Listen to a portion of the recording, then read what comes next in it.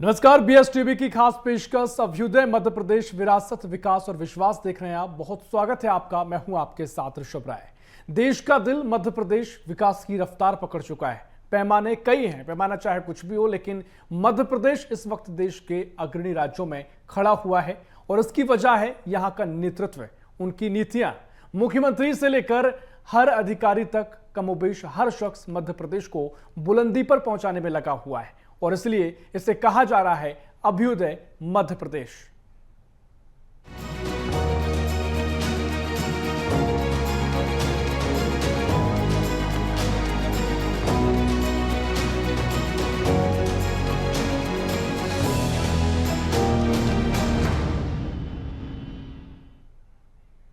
तो अभ्युदय मध्य प्रदेश, विरासत विकास और विश्वास। जी हां, इस वक्त मध्य प्रदेश में विरासत को ही अपनी ताकत मानकर विकास की नई कहानी लिखी जा रही है। विरासत यानी पीढ़ियों पहले ही की वो घटनाएं, वो बातें जो आपको गर्व का एहसास करवाती हैं।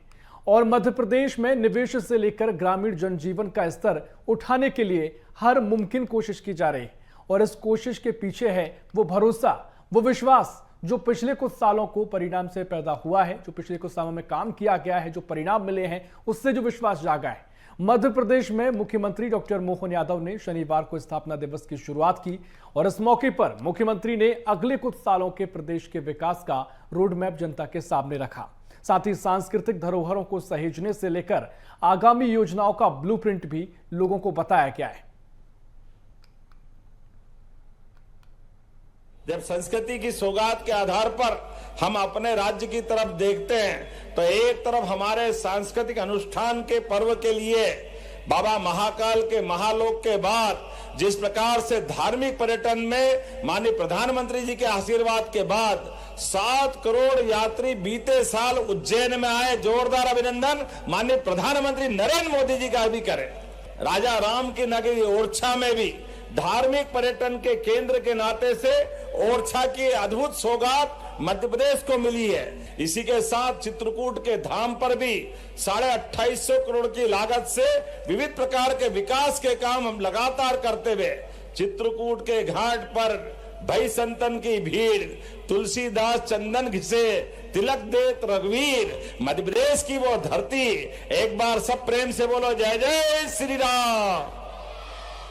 जब हम जय श्री राम का नारा लगाते हैं, अयोध्या धाम मुस्कुरा रहा है, तो चित्रकूट में आनंद क्यों नहीं आना चाहिए? चित्रकूट में भी आनंद आना चाहिए। तो चित्रकूट धाम सहित हमारे सभी प्रकार के समान रूप से 2 साल के अंदर 3 एयरपोर्ट दतिया, सतना, रीवा ये लोकार्पित करते हुए आज एक नए एयरपोर्ट का एमओयू हमारे राम नायडू जी भारत सरकार के उड्डयन मंत्री के माध्यम से मध्य प्रदेश को सौगात मिली है।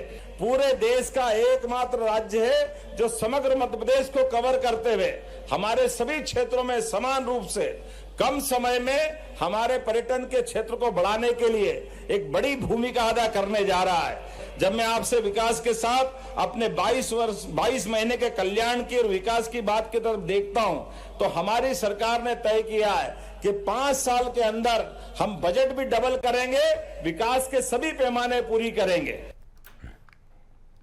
तो आपने सुना, मुख्यमंत्री डॉक्टर मोहन यादव को 70 साल मध्य प्रदेश को हो गए हैं और अब आगामी लक्ष्यों के बारे में चर्चा है, विरासत के साथ विकास करने की चर्चा है और इस विश्वास जो पैदा हुआ है पिछले कुछ कार्यकाल के कार्यों से, उसको लेकर अब मध्य प्रदेश में चर्चा हो रही है। तो आज का मौका भी इसलिए खास है कि आकलन भी इसके जरिए किया जाना चाहिए कि मध्य प्रदेश किस तरीके से आगे बढ़ रहा है और किस तरह का आगे की तैयारी सरकार की है। इसी पर हम चर्चा करने के खास मेहमान हमारे साथ जुड़ रहे हैं, वरिष्ठ पत्रकार हैं विनोद तिवारी जी। विनोद तिवारी जी, बहुत स्वागत है आपका बीएस टीवी में। साथ ही वरिष्ठ पत्रकार हैं धर्मेंद्र पैगवार साहब, बहुत स्वागत है पैगवार साहब आपका बीएस टीवी में। चर्चा की शुरुआत करेंगे। तिवारी जी, पहले आपके पास में आऊंगा।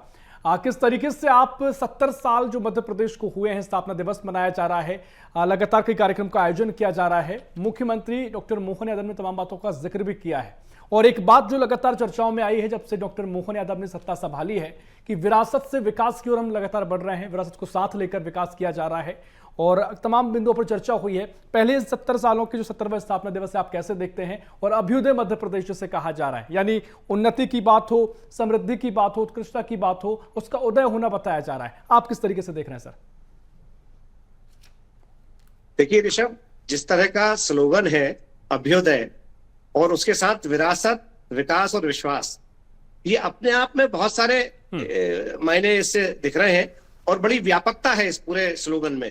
अगर हम सरकार की बात करें तो सरकार कोई सी भी रहे, उसका पहला और आखिरी लक्ष्य अपने प्रदेश का विकास, अपने प्रदेश की संस्कृति की रक्षा करना और विरासत को सहेज के अगली पीढ़ी को सौंपना। तो ये काम पिछले 22 महीने से मध्य प्रदेश के मुख्यमंत्री डॉक्टर मोहन यादव कर रहे हैं, लेकिन कुछ चुनौतियां भी हैं उनके सामने। उन चुनौतियों से भी उनको जूझना पड़ रहा है और वो है आर्थिक मोर्चा, क्योंकि किसी भी विकास के लिए आर्थिक संपन्नता बहुत आवश्यक है। मध्य प्रदेश में अभी उतने संसाधन नहीं है जितने संसाधन और विकसित राज्यों में हैं। हालांकि बीमारू राज्य की श्रेणी से हम बाहर आ रहे हैं, लेकिन हम अभी पूर्ण रूप से की श्रेणी में नहीं आए, अग्रणी राज्य की श्रेणी में नहीं आए हैं। ये चुनौती सबसे बड़ी इस समय हमारे सामने है और 70वें स्थापना दिवस से हमको ये संकल्प भी लेना चाहिए कि आगामी जो वर्ष हमारे आएंगे, जो 71वां वर्ष होगा या 72वां वर्ष होगा, हम उन वर्षों में प्रदेश के विकास के लिए क्या व्यापक स्तर पर तैयारियां हो सकती हैं, उन सबको करें, हमारी विरासत को सहेजते हुए, संस्कृति को सहेजते हुए। जैसा कि उन्होंने कहा कि महाकाल लोक बना या ओरछा में राम राजा के विकास की बात है या चित्रकूट के घाट के विकास की बात है। अच्छी बात है, विकास होना चाहिए, समग्र विकास होना चाहिए, संस्कृति का विकास होना चाहिए, संस्कृति की रक्षा होना चाहिए, हमारी धरोहरों की रक्षा होना चाहिए, लेकिन साथ में हमारी जो युवा पीढ़ी है उसको पर्याप्त रोजगार मिलना चाहिए। ये सबसे बड़ी चुनौती इस समय हमारे सामने है और हमको ये देखना चाहिए कि हम आगे किस तरह से काम कर सकते हैं, क्योंकि हम लगातार देखिए बजट, उन्होंने कल के भाषण में बोला था कि बजट हम दोगुना कर रहे हैं। बिल्कुल निश्चित रूप से बजट दोगुना करिए, लेकिन बजट दोगुना करने के लिए संसाधन कहां से जुटाए जाएंगे, इस पर भी हमको बहुत बिल्कुल विनोद कुमार जी, आपके महत्वपूर्ण सवाल और मुझे लगता है कि सब बिंदुओं पर खुलकर चर्चा भी होनी चाहिए। मौका भी यही कहता है कि अभी तक जो कमियां हैं उनको दूर किया जाए और आगे के रोड मैप पर चर्चा है तो उनको जमीन पर उतारा भी जाए। चर्चा को आगे बढ़ाएंगे। धर्मेंद्र पैगवार साहब, एक प्रतिक्रिया आपकी भी, उसके बाद तमाम बिंदु रखे गए हैं, तमाम बिंदुओं पर बात की गई है, मुख्यमंत्री ने की है, जो प्रदर्शनी लगी उस पर हम चर्चा करेंगे। आप किस तरीके से अभी तक के पूरे जो तस्वीर नजर आई उसे आप देख रहे हैं? देखिए, डॉक्टर मोहन यादव के रूप में बहुत लंबे समय बाद एक विजनरी सीएम मिला है, जिनकी सीधी सोच मध्य प्रदेश में उद्योग धंधे बढ़ाने की है। आप देखिए कि मोहन यादव जी ऐसे मुख्यमंत्री नहीं है जो हर सभा में एक नई घोषणा करें। वो उन्होंने पहले जो घोषणा की है, पहले जो वादे किए हैं, जो उनका घोषणा पत्र है या उनकी पार्टी का घोषणा पत्र है, उसको लेकर वो धीरे धीरे आगे बढ़ो है। जैसे कि कल उन्होंने विजन डॉक्यूमेंट जारी किया, उस विजन डॉक्यूमेंट के पहले उन्होंने कई देशों की यात्राएं की, बाकी को समझा। मध्य प्रदेश में उन्होंने इन्वेस्टर्स मीट की, ग्लोबल इन्वेस्टर्स मीट की। संभागीय स्तर पर जो संसाधन थे, संभागीय स्तर पर उद्योगपतियों को ले गए कि नर्मदापुरम में क्या है, शहडोल में क्या है, उज्जैन में क्या है, जबलपुर में क्या है। उसके बाद उन्होंने एक विजन डॉक्यूमेंट तैयार किया है 2047, जिसमें उन्होंने अगले 22 साल में मध्य प्रदेश की अर्थव्यवस्था को कहां तक ले जाना है, इसका लेखा जोखा उन्होंने बताया है। कि जैसे अभी मध्य प्रदेश की अर्थव्यवस्था 13.6 लाख करोड़ की है, इसमें बढ़ाकर 2.5 लाख करोड़ रुपए मतलब 1 ट्रिलियन डॉलर तक पहुंचाना है। ये लक्ष्य मध्य प्रदेश की सरकार ने, डॉक्टर मोहन यादव ने रखा है। इसे 18 गुना बढ़ाने के लिए उन्होंने जो प्रयास किए हैं या उन्होंने जो रोड मैप बनाया, उस पर उनको धीरे धीरे आगे चलना है। और जैसा कि कल ही एक हेली सर्विस स्टार्ट हुई, जैसा कि विनोद तिवारी जी बात कर रहे थे, ये बहुत अच्छी बात है कि मध्य प्रदेश में धार्मिक पर्यटन के साथ साथ एक जो प्राकृतिक पर्यटन है, मध्य प्रदेश में बांधवगढ़ है, कान्हा है, पेंच है, और अब तो चीते भी आ गए हैं अफ्रीकन। विनोद तिवारी जी की बात से आप कितना इत्तेफाक रखते हैं? थोड़ा कम शब्दों में कहिएगा, उसके बाद महत्वपूर्ण जानकारी साझा करनी है जी। तो मध्य प्रदेश में धार्मिक पर्यटन के साथ साथ प्राकृतिक पर्यटन के जो साधन है, इससे भी रोजगार में असीम संभावना है और मुझे लगता है कि उसको लेकर मध्य प्रदेश के मुख्यमंत्री काम कर रहे हैं। ठीक है, देखिए महत्वपूर्ण तर्क आपका है और ये बहुत सारे तर्क और ऐसे हैं जिन पर आगे चर्चा होगी, लेकिन कुछ तथ्य भी हमारे पास हैं, चर्चा को हम आगे बढ़ाएंगे और साथ ही कुछ आंकड़े आपको हम बताते हैं। जहां सोयाबीन उत्पादन की अगर हम बात करें, जो आंकड़े निकलकर सामने आए हैं 2022-23 के जो आंकड़े हैं सोयाबीन उत्पादन के, वो 63 लाख से ज्यादा है जो टन उत्पादन हुआ है। 63 लाख टन से ज्यादा उत्पादन यहां पर हुआ है। वहीं इसके अलावा 2023-24 में बात करें कि 68 लाख से ज्यादा उत्पादन इसका हुआ, जो बात की जा रही है सोयाबीन उत्पादन की, या फिर अन्य फसलों की और बात करें गन्ना उत्पादन की बात कर लें 2022 के लिए लगभग 5,38,000 टन उत्पादन किया गया। 2023-24 के लिए लगभग 7,59,000 टन उत्पादन इसका किया गया। वहीं टमाटर उत्पादन में भी बढ़ोतरी देखने को मिली है। टमाटर उत्पादन में 2023-24 में लगभग 34 लाख मीट्रिक टन उत्पादन देखने को मिला है। 24-25 में 36 लाख मीट्रिक टन उत्पादन यह हुआ, यानी जो आंकड़ा है वो लगातार बढ़ता चला गया है। वहीं इसके बाद विकास की रफ्तार की बात करें, बजट की बात जो कही जा रही है, जो 2023-24 में 3,14,025 करोड़ रुपए था। महिला किसानों को लेकर स्थिति बेहतर करने की कोशिश की गई। 2022-23 में 2,79,000 करोड़ रुपए बजट रहा। 2023-24 में 3,14,025 करोड़ बजट पहुंचा, जिसमें तमाम तरीके से वृद्धि देखने को मिल रही है। लेकिन सरकार जो कह रही है कि अगले 5 साल में डबल करना है, यानी और भी इसमें आगे प्रयास किए जा रहे हैं कि ताकि जो बजट है वो और बेहतर हो सके। आज जो आंकड़े सामने आए उनसे ये अंदाजा लगाया जा सकता है कि बजट में वृद्धि देखने को मिल रही है। तमाम क्षेत्रों में महिलाओं को लेकर बात हो, गरीबी कम करने की बात हो, या फिर युवाओं को रोजगार की बात हो, तमाम बिंदुओं पर सरकार काम करती नजर आई है। आंकड़े को लेकर जो तस्वीर नजर आई है वो आंकड़े पिछली बार से बढ़ते हुए दिखाई दे रहे हैं, साल दर साल बढ़ते दिखाई दे रहे हैं। 2022-23 के आंकड़े हम आपको ये दिखा रहे हैं, जहां जो आंकड़े सामने आए, कुल पर्यटकों की संख्या पंचायत स्तर पर देखने को मिली है 341 लाख, यानी 3,41 लाख 2022 में देखने को मिले। वहीं 2023 में 1,121 लाख यहाँ पर पर्यटक देखने को मिले हैं। जो घरेलू पर्यटक जो रहे 338 यहाँ पर करोड़ की संख्या बताई जा रही है, 3,38 लाख की संख्या है। और इसके अलावा 1,110 लाखों में ये संख्या है जो 2023 के आंकड़े हैं। कुल मिलाकर जो संख्या है, जो आंकड़े हैं वो बढ़ते नजर आए हैं, लेकिन आंकड़ों के जरिए जमीन पर कितनी तस्वीर बदली है, ये चर्चा भी काफी महत्वपूर्ण है। और इसी के लिए जो तस्वीर है और जो चर्चा है, हम इस पर चर्चा कर रहे हैं। वहीं एक और जो आंकड़े सामने आए, जो आंकड़े मध्य प्रदेश में पंचायत को लेकर भी है, और निवेश की चर्चा हमेशा हुई। सरकार जो निवेश के बारे में कह रही है, लगातार जो समिट का आयोजन किया गया है, अक्टूबर 2024, जनवरी 2025 के आंकड़े हैं, 24 से 25 के आंकड़े 1,80,000 करोड़ के आंकड़े बताए जा रहे हैं। 1,00,000 करोड़ में ये राशि बताई जा रही है। और लगातार जो निवेश प्रस्ताव देखने को मिले हैं वो कितने एमओयू की संख्या है, 500 प्लस एमओयू 2024-25 में हुए।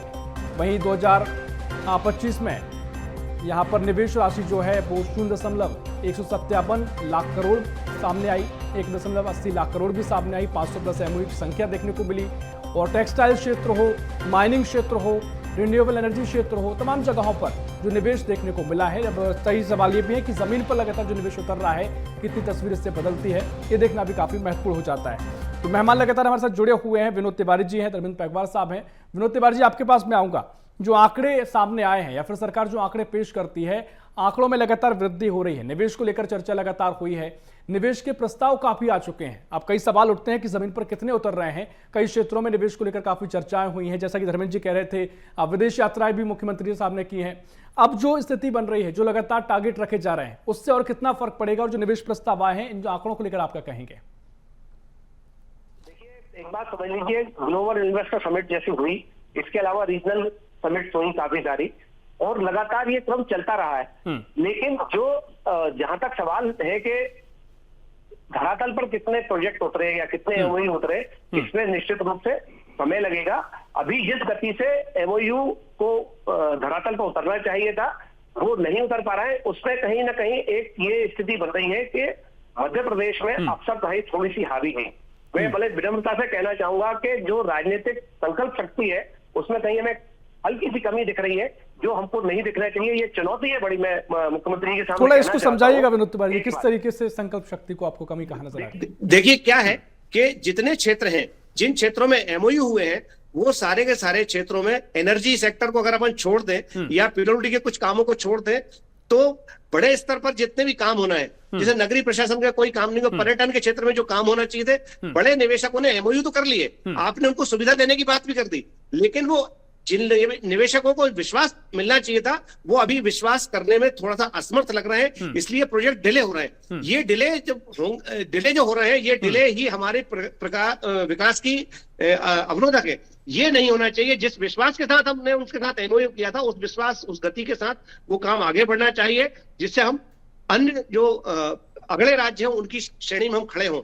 एक चीज। दूसरी चीज, मध्य प्रदेश का जो धार्मिक टूरिज्म और सामान्य टूरिज्म है, जैसे कि धर्मेंद्र ने ये बात बोली थी, तो निश्चित रूप से टूरिज्म बढ़ा है। इससे ये प्रमाणित भी हो रहा है कि हमारी जो आर्थिक स्थिति है, हमारी जो सामाजिक स्थिति है, वो उत्तरोत्तर बढ़ रही है। लेकिन एक बड़ी चुनौती ये है कि मध्य प्रदेश धान का भी बड़ा सेंटर बन चुका है, लेकिन विडंबना यह है कि मध्य प्रदेश की जो बासमती धान है उसको अभी तक टैग नहीं मिल पाया है, जिससे हम अंतरराष्ट्रीय बाजार में उसकी कीमतें नहीं पा रहे हैं, और किसानों को वास्तविक लागत के आधार पर जो लाभ मिलना चाहिए था, जो मुनाफा मिलना चाहिए था, वो नहीं मिल पा रहा है। जबकि मध्य प्रदेश में धान दूसरे नाम से अब बेची जा रही है, मतलब उसमें भी एक काला बाजारी कहीं ना कहीं चल रही है। यहाँ से मध्य प्रदेश से हरियाणा का या पंजाब का किसान बासमती धान लेके जाता है और वो अपना टैग लगा के धान बेचता है, वो फायदा लेता है, लेकिन मध्य प्रदेश और किसान को उसका फायदा नहीं मिल पा रहा है। जैसे कि मैं सरकार से विनम्रता से आग्रह करना चाहूंगा, जैसे कि आपने अभी सोयाबीन के किसानों के लिए कहा कि साहब हम भावांतर योजना लाएंगे, आप लाए, आपने पैसा दिया, सहायता करी, बहुत अच्छी बात है। तो आप सरकारी दर निर्धारित करके गेहूं खरीदते हैं, और आप गैर बासमती धान, क्रांति धान जो खरीदते हैं वो भी गैर सरकारी सब खरीद करते हैं। वैसे ही बासमती धान की खरीदी भी अगर आप करेंगे तो मैं नहीं समझता कि किसान इससे बहुत ज्यादा तरक्की कर पाएंगे। धर्मेंद्र, एक बार कितना इत्तेफाक विनोद तिवारी जी की बात से आप रख रहे हैं, क्योंकि अब दो तस्वीरें हैं यहाँ पर। एक तस्वीर जो आगे को लेकर जी विनोद तिवारी जी कुछ कह रहे हैं आप? जी, इंडस्ट्रियल कॉरिडोर की जो बात थी कि जिला स्तर पर हमने हर जगह एक एक अलग अलग क्लस्टर बनाए हैं और सरकार के प्लान में शामिल है वो, लेकिन क्लस्टरों पे कितना काम हो रहा है उसकी प्रगति सामने नहीं आ पा रही। क्योंकि मुझे लगता है कहीं ना कहीं जो अधिकारी हमारे जो अफसरशाही है, जो नौकरशाही है, वो सरकार की मंशा के अनुरूप उस गति से काम नहीं कर पा रही जिस गति से काम करना चाहिए। ये इस समय क्योंकि 2 साल भी सरकार के ठीक है धर्मेंद्र, एक बात मोहन यादव की यही चर्चा है जो हमें करनी है। और अगर वो कुछ कमियां बता रहे हैं, क्योंकि एक तरफ संकल्प दृढ़ता दिखाया क्या है, मुख्यमंत्री लगातार सक्रियता भी दिखाते हैं और वो भाव कम से कम का दिखाई देता है, लेकिन चूंकि विनोद तिवारी जी कह रहे हैं कि जमीन पर चीजें उतरना चाहिए, परिणाम आने चाहिए, वहां थोड़ी उनको संकल्प में कमी दिखाई दे रही है। आप कितने इस बात से सहमत है? MOU है या जो भी दावे हैं वो जब तक धरातल पर नहीं आएंगे तब तक किसी प्रकार के डॉक्यूमेंट से, किसी प्रकार की बातों का कोई अर्थ नहीं रह जाता है। इसलिए उद्योगपति भी हमारे यहाँ निवेश करना चाहते हैं, उनको सभी सुविधाएं दी जाएं, उनको समय पर उनके सभी डॉक्यूमेंट हो जाएं, सिंगल विंडो वो क्योंकि सरकार कह रही है, आपको लगता है वो दी जा रही है सुविधाएं? क्योंकि सरकार ने बहुत व्यवस्थाएं करी हैं, हमने लगातार पॉलिसीज पर चर्चा की है, आप भी की चर्चाओं में शामिल रहे हैं। जी, निश्चित तौर पर सरकार ने बहुत सारी जो परमिशन थी, बहुत सारे ऐसे सर्टिफिकेट्स थे, उनमें सरकार लिबरल हुई है। बहुत सारी चीजों को उन्होंने मनाही की है कि हाँ हमें बहुत सारे डॉक्यूमेंट्स नहीं चाहिए, सिर्फ बहुत कुछ सभी परमिशनों को एक निश्चित जगह पर कम करके उसमें आंकड़ेबाजी में सरकार नहीं उलझ रही है। मुझे लगता है कि हमें सरकार ने को अभी 22 महीने हो गए हैं, सरकार ने अभी एक सरकार काम कर रही थी, उसी पार्टी की थी, लेकिन व्यक्ति बदला, चेहरा बदला, सरकार का पूरा चेहरा बदला गया है। शिवराज जी मुख्यमंत्री थे, शिवराज जी का फोकस घोषणाओं पर था। शिवराज जी अपनी हर सभा में एक घोषणा करते थे। एक मुख्यमंत्री की इतनी घोषणा हो गई थी कि आज तक उनकी घोषणाओं पर काम नहीं हो पाया है। मोहन यादव जी ने एक दूसरा तरीका अपनाया है, वो मध्य प्रदेश को आर्थिक प्रगति के लिए उन्होंने उद्योगों पर फोकस किया है। शिवराज जी का बहुत ज्यादा फोकस कृषि पर था, वो कृषि ऐसा था नहीं है। नहीं ठीक है, इस बात से तो कोई इनकार नहीं किया जा सकता कि शिवराज सिंह चौहान के कार्यकाल में बहुत सारी घोषणाएं करी गई, लेकिन जमीन पर कितनी उतरी बाद में चर्चा भी इस पर खत्म हो गई। खैर ये बहुत सारे बिंदु हैं, चर्चा को हम आगे बढ़ाएं। जो सोयाबीन के आंकड़े मैं आपको बता रहा था, एक बार फिर मैं उस आंकड़े आपको स्पष्ट कर देते हैं कि जो आंकड़े देखने को मिले हैं पिछले कुछ सालों में, 2022-23 में 62,32,000 करोड़ टन ये उत्पादन हुआ है, और 2023-24 में 68,36,000 टन उत्पादन हुआ। सोयाबीन की बात है, गन्ने की बात कर लें तो गन्ने में 2022 के लिए लगभग 5,38,000 टन का उत्पादन हुआ, 23-24 के लिए लगभग 7,59,000 टन का उत्पादन हुआ, बढ़ोतरी देखने को मिली। टमाटर में हमने पहले आपको बताया, एक बार फिर आपको इस ग्राफिक्स के जरिए बता रहे हैं, जहां 2023-24 में लगभग 34.98 लाख मीट्रिक टन उत्पादन हुआ, जो 2024-25 में लगभग 36.94 लाख मीट्रिक टन रहा, यानी लगभग बराबर रहा। इसमें बहुत अंतर टमाटर में दिखाई नहीं दिया। लेकिन सिंचाई क्षमता, वित्तीय वर्ष में विकसित सिंचाई क्षमता की बात करें तो यहाँ पर 2021-22 में 35 लाख हेक्टेयर सिंचाई क्षमता देखने को मिली थी, जो कि 23-24 में 37.29 लाख हेक्टेयर हो गई। बिजली उत्पादन में बढ़ोतरी देखने को मिली है, भारी बढ़ोतरी से कहा जा रहा है, क्योंकि कई जगह हम बिजली को सप्लाई भी करते हैं। 2022 में 70,592 मिलियन यूनिट रही बिजली उत्पादन और 2024-25 में 1,01,039 मिलियन यूनिट्स हो गई। निर्यात की जो वित्तीय वर्ष के आंकड़े देखने को मिले 2021-22 में 58,407 करोड़ निर्यात रहा। 2023-24 में 65,255 करोड़ लगभग रहा। राज्य में बढ़ता सड़क नेटवर्क की बात हो जाए तो यहाँ पर जो सड़कों में लगातार वृद्धि देखने को मिल रही है। 2024 में लगभग 71,379 किलोमीटर सड़कें थी। 30 नवंबर 2024 तक ये 80,775 किलोमीटर रही। प्रति व्यक्ति आय की बात भी कर लें 2023-24 में लगभग 1,39,000 रुपए 713 और जोड़ लीजिए ये आय थी, और 2024-25 में 1,52,615 रुपए देखने को मिले। तो तमाम ये आंकड़े हैं जो बहुत कुछ कहते हैं। विनोद तिवारी जी, आंकड़े आपने देखे, बहुत सारे बिंदुओं पर सिलसिलेवार हम चर्चा करना चाह रहे हैं ताकि इन बिंदुओं पर भी महत्वपूर्ण तरीके से चर्चा हो। सिर्फ हवाई बातें ना हो कि लगातार प्रयास किए जा रहे हैं या सरकार संकल्पित है। ये आंकड़े कुछ बताते हैं कि वृद्धि हो रही है। आपका मानना है और तेज गति से होना चाहिए, जमीन पर कुछ जगह परिणाम कमियां उनको दूर किया जाना चाहिए। अब ये आंकड़े को आप किस तरीके से देखते हैं? और साथ ही इसमें एक चीज और देखें, जोड़ना चाहेंगे कि जो लगातार हम देख रहे हैं कि विक्रमादित्य महानाट्य का मंचन भी हो रहा है और जो सम्राट विक्रमादित्य को लेकर चर्चाएं तेज हुई हैं और शासन को लाने की बात कही जा रही है कि वो शासन था, बड़ा उदाहरण था, वैसा पेश करने की आवश्यकता है और उसे अगर समझ के आगे बढ़ा जाए तो बहुत कुछ तस्वीर बदली जा सकती है। इसे भी लेकर आपका क्या कहना है विनोद तिवारी जी? देखिए, ये बड़ा सौभाग्य की बात है कि हम विक्रमादित्य को याद कर रहे हैं और विक्रमादित्य की उज्जैनी नगरी से ही हमारे डॉक्टर मोहन यादव इस समय मुख्यमंत्री हैं। तो जो सिंहासन 32 है उस पर डॉक्टर मोहन यादव बैठे और अपने न्यायप्रियता के जो दृष्टांत है विक्रमादित्य के उनको यहाँ प्रतिपादित करें। अगर उन्होंने वो प्रतिपादित कर दिए तो मैं बता रहा हूं आपको, पूरा विश्वास दिलाना चाहता हूं कि मध्य प्रदेश का जो विकास होगा वो पूरे भारत में नहीं बल्कि विश्व के कई देशों के बराबर हम उतना विकास कर पाएंगे। एक बात। दूसरी बात, आपने जो आंकड़े भेजे, उत्पादन बहुत अच्छा है, निश्चित बात है, कोई दिक्कत नहीं है। लेकिन भाई साहब, मार्केट कहाँ है? अब आपने जैसे टमाटर की बात कही, टमाटर का उत्पादन कई लाख टन हो गया। स्टोरेज की प्रॉब्लम अभी है, कोल्ड स्टोरेज हमारे पास पर्याप्त नहीं है। दूसरा, हमारे पास मार्केट नहीं है। एक दूसरी और बड़ी समस्या है जो विकास में सबसे बड़ी अवरोध बनी हुई है कि जो मध्य प्रदेश में, पूरे देश की बात कर रहा हूं मैं, मध्य प्रदेश में उसमें समस्या भी है।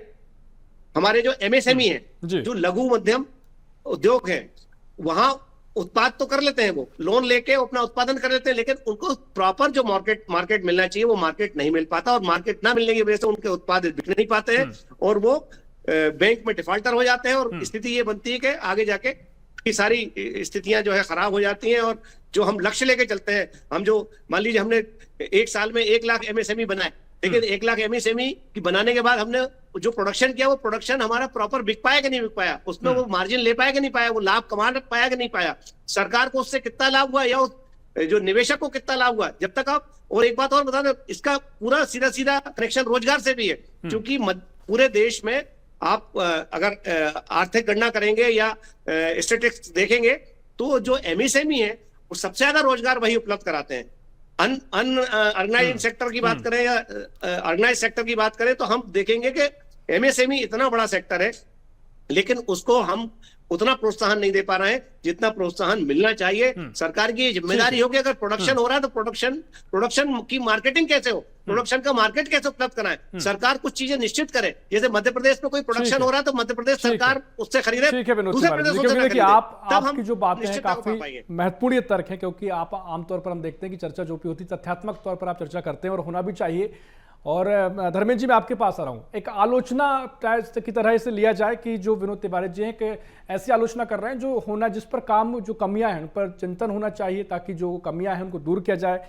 आप कितने सहमत हैं? और जो उत्पादन की बात कही, उन्होंने कहा कि मार्केट इसको लेकर नहीं है, उत्पादन तो लगातार अच्छा हो रहा है, लेकिन लोगों को इससे फायदा कैसे पहुंचे? धर्मेंद्र बैकवार जी।